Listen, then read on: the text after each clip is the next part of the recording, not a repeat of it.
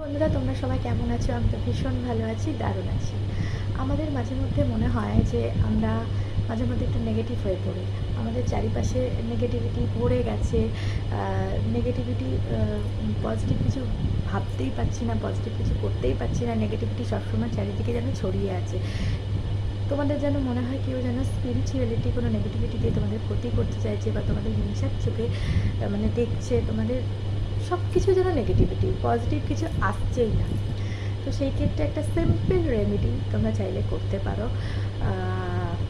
বলছি আমি, তোমরা স্নান করে উঠে বাড়িতে শিবলিঙ্গ যদি থাকে বা মহাদেব মন্দিরেও তোমরা করতে পারো, তবে বাড়িতে করলে মনে হয় বেশি বেটার হবে।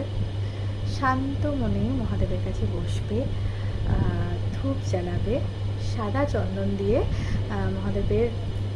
মহাদেবকে তিলক করবে। সেই তিলক নিয়ে তোমরা তোমাদের থার্ড আই চাকরাতে লাগাবে। লাগিয়ে একটা মন্ত্র চ্যান্ট করবে। আমি বলে দিচ্ছি মন্ত্রটা। 51 টাইমস মন্ত্রটা চ্যান্ট করবে। মন্ত্রটা হলো ওম হরা হরা মহাদেব সর্বরক্ষা কুরু কুরু স্বাহা। এই মন্ত্রটা শান্তভাবে 51 টাইম চ্যান্ট করবে, কোনো তাড়াহুড়ো করে না, কিচ্ছু না, শান্তভাবে বসে। এইভাবে তোমরা করো।